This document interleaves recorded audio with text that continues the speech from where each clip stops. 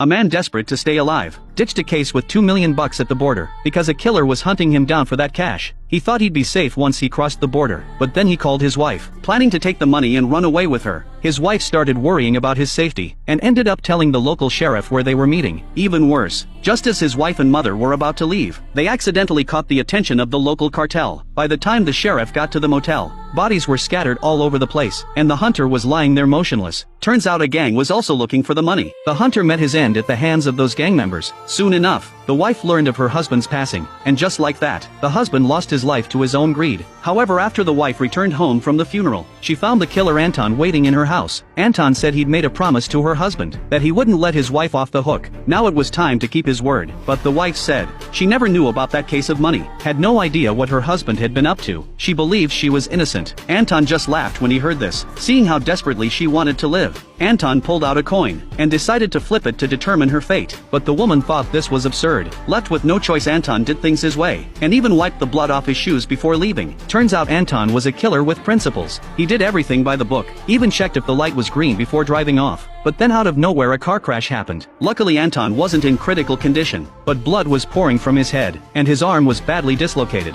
As two boys came over to check it out, Anton quickly bought one of the boys' shirt with bloodstained cash, and used it to make a sling for his injured arm. Then before the cops showed up, he staggered away from the scene. Strangely enough, in the end he never went back for that case with $2 million, and just limped away.